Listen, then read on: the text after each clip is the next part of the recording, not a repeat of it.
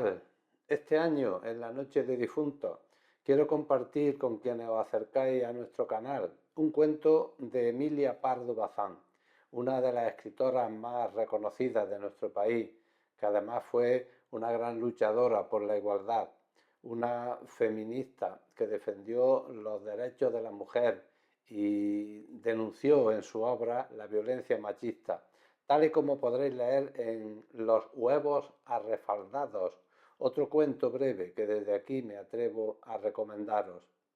El cuento que he elegido se titula La Resucitada y es una historia de aire gótico que narra el regreso de la tumba de Dorotea de Guevara, una mujer que tras haber sido dada por muerta recobra la conciencia tendida en el ataúd, aunque antes de ser enterrada, y que tras despertar decide volver a casa con su familia. Pero vayamos con el relato, después lo comentamos.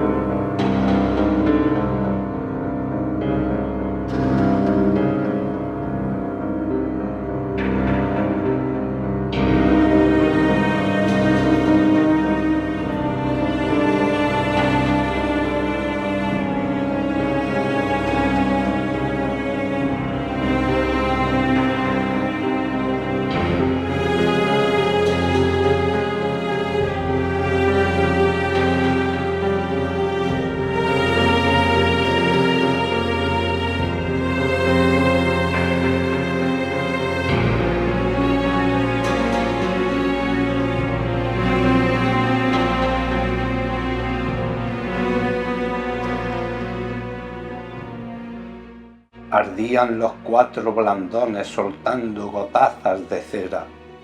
Un murciélago, descolgándose de la bóveda, empezaba a describir torpes curvas en el aire. Una forma negruzca, breve, se deslizó al ras de las losas y trepó con sombría cautela por un pliegue del paño mortuorio.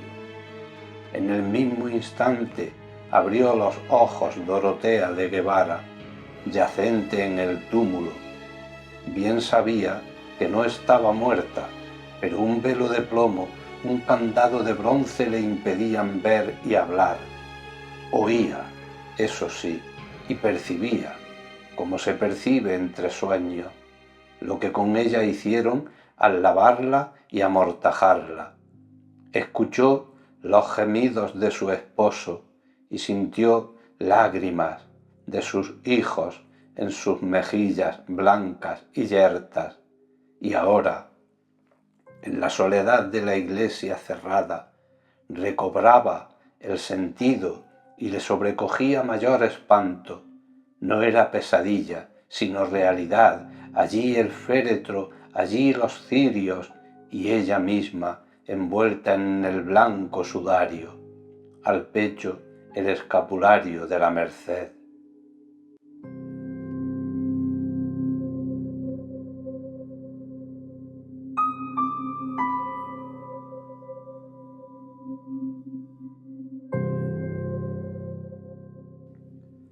Incorporada ya, la alegría de existir se sobrepuso a todo. Vivía. Qué bueno es vivir, revivir, no caer en el pozo oscuro. En vez de ser bajada al amanecer, en hombros de criados a la cripta, volvería a su dulce hogar y oiría el clamoreo regocijado de los que la amaban y ahora la lloraban sin consuelo. La idea deliciosa de la dicha que iba a llevar a la casa hizo latir su corazón, todavía debilitado por el síncope. Sacó las piernas del ataúd, brincó al suelo y con la rapidez suprema de los momentos críticos combinó su plan. Llamar, pedir auxilio a tales horas sería inútil y de esperar el amanecer en la iglesia solitaria no era capaz.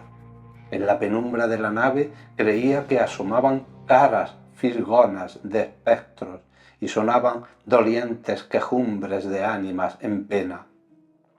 Tenía otro recurso, salir por la capilla del Cristo, era suya, pertenecía a su familia en patronato. Dorotea alumbraba perpetuamente con rica lámpara de plata a la santa imagen de Nuestro Señor de la Penitencia. Bajo la capilla se cobijaba la cripta, enterramiento de los Guevara, Benavides. La alta reja se columbraba a la izquierda, afiligranada, tocada a trechos de oro rojizo, rancio.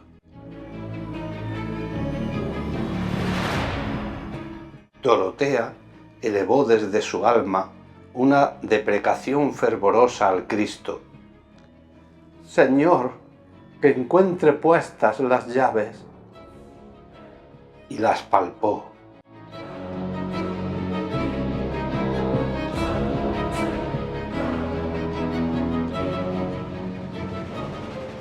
Allí colgaban las tres, el manojo, la de la propia verja, la de la cripta, a la cual se descendía por un caracol dentro del muro, y la tercera llave, que abría la portezuela oculta entre las tallas del retablo y daba a estrecha calleja, donde erguía su fachada infanzona el caserón de Guevara, flanqueado de torreones. Por la puerta excusada entraban los Guevara a oír misa en su capilla. Sin cruzar la nave, Dorotea abrió, empujó. Estaba fuera de la iglesia, estaba libre, 10 pasos hasta su morada.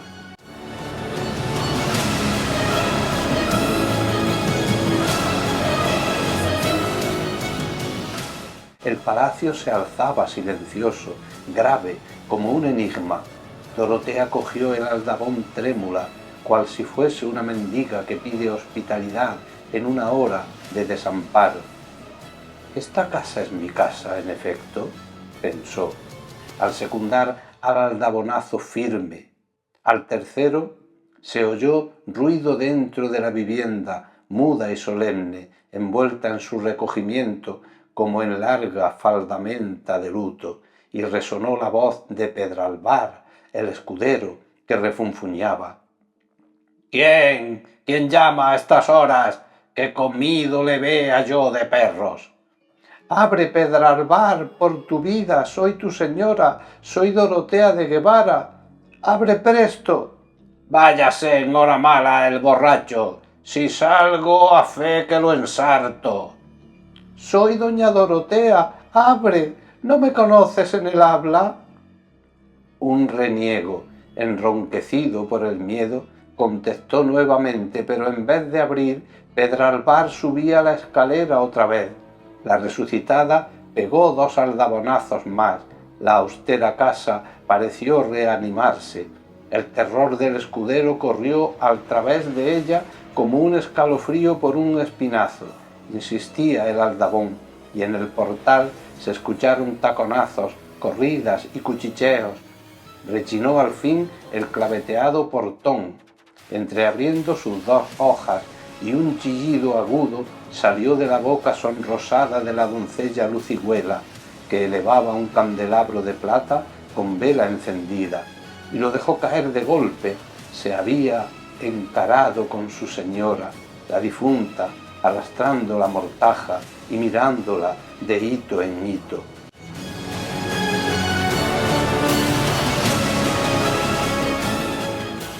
Pasado algún tiempo, recordaba Dorotea, ya vestida de acuchillado terciopelo genovés, trenzadas las crenchas con perlas y sentada en un sillón de almohadones al pie de la ventana.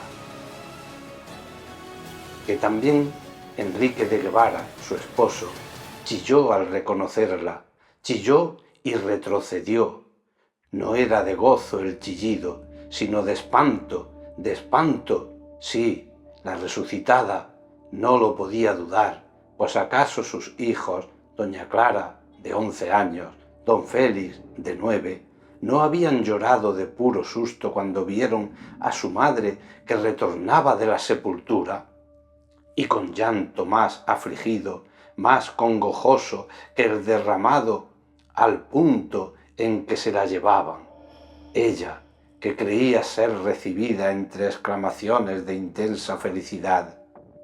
Cierto que días después se celebró una función solemnísima en acción de gracias. Cierto que se dio un fastuoso convite a los parientes y allegados.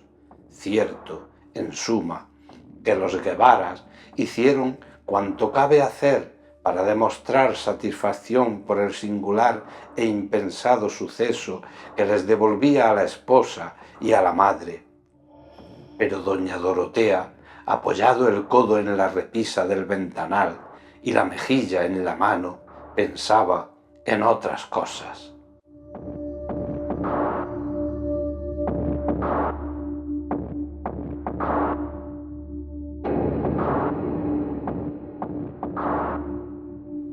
Desde su vuelta al palacio, disimuladamente, todos le huían. Dijérase que el soplo frío de la huesa, el hálito glacial de la cripta, flotaba alrededor de su cuerpo. Mientras comía, notaba que la mirada de los servidores, la de sus hijos, se desviaba oblicuamente de sus manos pálidas y que cuando acercaba a sus labios secos la copa de vino, los muchachos se estremecían. ¿Acaso no les parecía natural que comiese y bebiese la gente del otro mundo? Y doña Dorotea venía de ese país misterioso que los niños sospechan, aunque no lo conozcan. Si las pálidas manos maternales intentaban jugar con los bucles rubios de don Félix, el chiquillo se desviaba, descolorido él, a su vez, con el gesto del que evita un contacto que le cuaja la sangre. Y a la hora medrosa del anochecer, cuando parecen oscilar las largas figuras de las tapicerías, si Dorotea se cruzaba con doña Clara en el comedor del patio, la criatura, despavorida, huía al modo con que se huye de una maldita aparición. Por su parte, el esposo, guardando a Dorotea tanto respeto y reverencia que ponía maravilla, no había vuelto a rodearle el fuerte brazo a la cintura. En vano la resucitada tocaba de arrebol sus mejillas, mezclaba a sus trenzas cintas y aljófares y vertía sobre su corpiño pomitos de esencias de oriente. Al trasluz del colorete se transparentaba la amarillez cérea. Alrededor del rostro persistía la forma de la toca funeral, y entre los perfumes sobresalía el vaho húmedo de los panteones. Hubo un momento en que la resucitada hizo a su esposo lícita caricia. Quería saber si sería rechazada. Don Enrique se dejó abrazar pasivamente, pero en sus ojos, negros y dilatados por el horror que a pesar suyo se asomaba a las ventanas del espíritu, en aquellos ojos un tiempo galanes, atrevidos y lujuriosos, leyó Dorotea una frase que zumbaba dentro de su cerebro, ya invadido por rachas de demencia. De donde tú has vuelto, no se vuelve.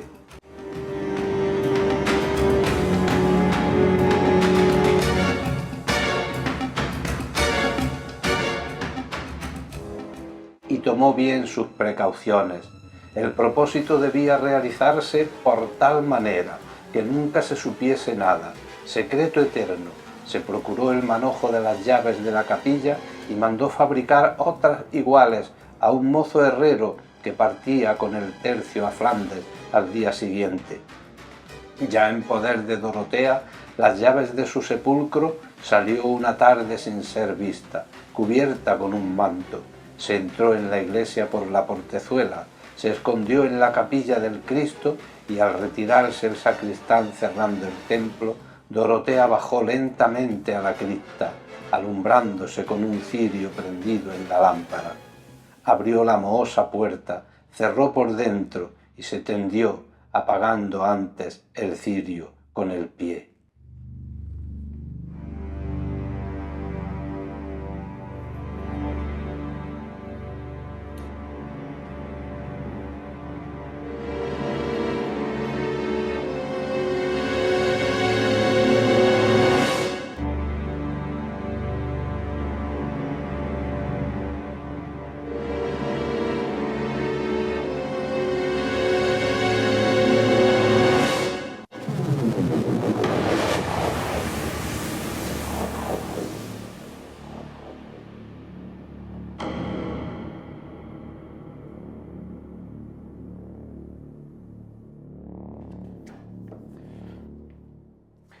Antes de leerlo, podríamos pensar que este relato, escrito en 1908, nos va a contar los hechos posteriores a la muerte de su protagonista. Y en parte es así, aunque con matices, porque más bien en lo que Pardo Bazán se centra es en describir los sentimientos que despierta en su círculo familiar, en los que antes la amaban sin perjuicios y que ahora la observan con miedo, como a un ser venido de ultratumba y no como a alguien que ha sido dada por muerta por un error médico o una enfermedad. Y poco más puedo decir de esta historia, un relato muy intenso, aunque también pesimista, como lo eran muchos de sus cuentos, pero también muy real, porque doña Emilia tenía una gran afición y se inspiraba en anécdotas verídicas, muchas veces extraídas de la prensa. Espero que os animéis a leer a esta grandísima autora de la que la periodista Nieves Abarca dijo en el periódico La Voz de Galicia que quizá sea este el primer cuento de zombies en España, ya que la autora deja abierta una pequeña rendija a una interpretación más sobrenatural. Este relato, que recuerda a algunos de Poe, es una metáfora del destierro social con el que se castiga a aquel o a aquella, especialmente aquella, que tiene la osadía de hacer lo que la sociedad no admite, lo que la sociedad censura. Dorotea vuelve de la tumba, es pues un ser abominable, no sigue las reglas de la sociedad, es un elemento perturbador que vulnera las leyes de los hombres y de lo que estos han dado en llamar natural. Se invierte así en un algo aterrador, una mujer díscola e insumisa. En definitiva, gran relato con grandes implicaciones que os recomiendo abiertamente leer, pues hay algo que decía la Pardo Bazán y que me ha encantado, y es que el cuento es hijo, por un lado, de la objetividad y por otro, de la concentración de recursos. Los autores de cuentos o relatos debían ser exactos, ajustarse al tema a tratar y encerrar en un espacio muy breve una acción, algo que ella cumple con una genialidad extrema. Feliz Día de Difuntos, en el que recordemos a nuestros seres queridos y a todas aquellas personas, santos en definitiva, que algunos no están en los altares, pero que pasaron por la vida haciendo el bien y siendo tolerantes y ayudando a los demás.